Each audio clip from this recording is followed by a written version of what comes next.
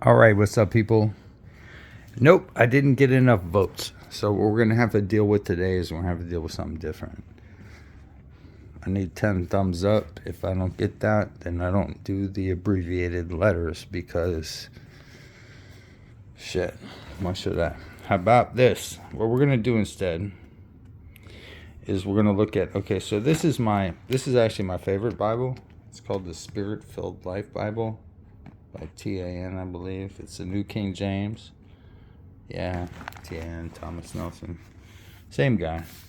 He pretended to be two people, one for the Catholics, one for the Protestants. We don't need to worry about any of that. I don't need you to worry about anything. I'm not getting a kitty drink. I'm getting a goddamn, what I want, a Jack? I don't fucking know. I want a paper towel. Don't want an envelope. So you don't even know what's going on with me. Don't want a new car? Hey man, it's Oprah Winfrey all day long. You get a new car, you get a new car, and you get a new car. So what we're doing is we're looking at new car. It's new car. See? New. Number 2, right? Car. C-O-R. Fucked with you, didn't I? So where do we want to start reading? Now what I like about this Bible is they'll put these little passages in. These ain't part of the text, right? They're the great passages. If you get to the New Testament, if you go over here a little bit, like if you dig under there a little bit, like looking for roaches and shit, and you start seeing red letters, those are supposedly the words of Jesus. Except they fuck up one time. I'm not going to tell this story. This story is too gay. Because I forget where it is, but it's somewhere other than one of the 4 Gospels. And they actually put letters in red because it said that Jesus said something, but it's nowhere in any of the Gospels, which means, never mind. It doesn't mean anything. We don't need to fucking think about that, right? It's just like beer and bacon, man.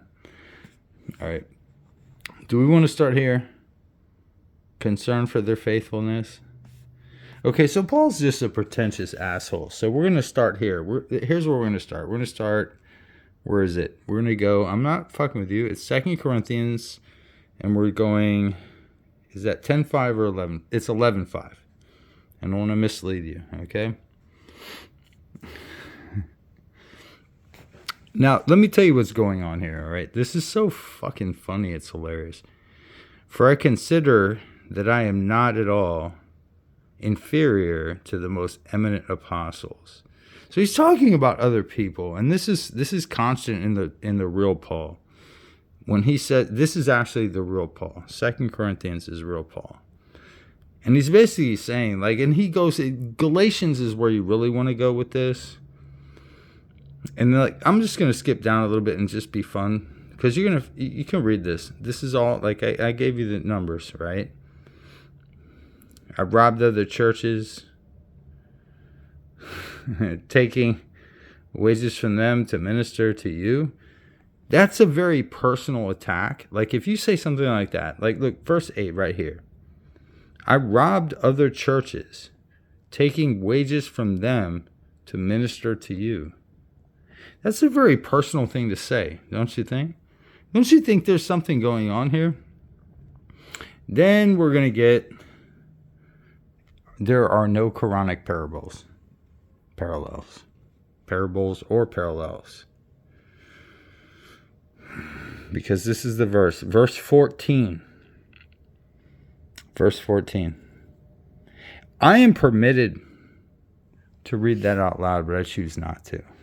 I'm just fucking with you. What the fuck do you think I am? Scared of me? Oh, wait.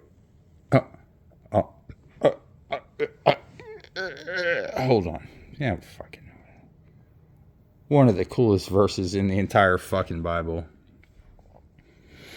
And this is translated, and I have this in many fucking translations. And the question that they always have is how to translate that word wonder. And no wonder. For Satan himself has transfigured himself into an angel of light, or something like that, right? Transforms, transfigures, etc., etc.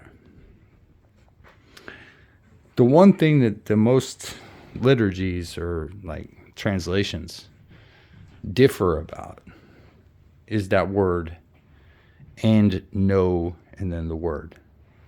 No wonder, right? Like, because that's an idiom. Like when we say that in English, what we really mean is that, oh, no wonder. Yeah, that was kind of expected, but that's not what it means. It means something different. Now you're going to have to figure out what the fuck it means for you. But I'm telling you, it's been translated about 10 different ways.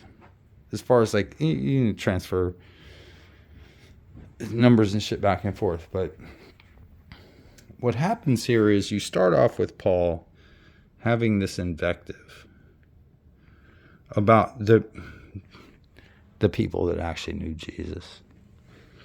So he's having this invective about those guys because he knows the real Jesus, because he saw him in a vision, even though they saw him in real life. So then he starts talking about, and no wonder, verse 14.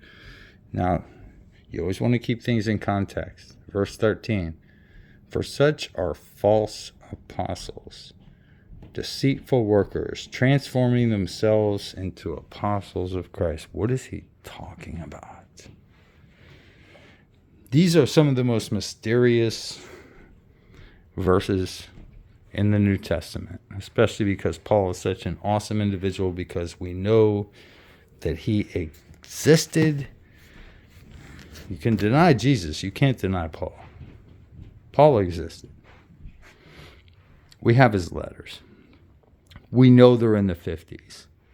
That's 20 years after supposedly Jesus died, but nobody really knows when date that occurred. Some people put it in the 30s.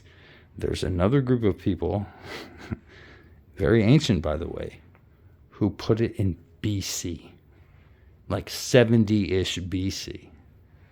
I ain't fucking with you, I'm telling you the truth. So, that's just a nugget. I just gave you a nugget. Go check out that 2 Corinthians. Check it out. Check out the verses before it. I didn't contextually murder this shit. I just gave kind of a short form because this is not a doctoral dissertation. But you fucking read what I read to you and the context about it, and you're going to start thinking about things maybe in a little bit different light. Shit, I got 8 seconds. I'm going to get this on the button this time. I got to hit it at 59.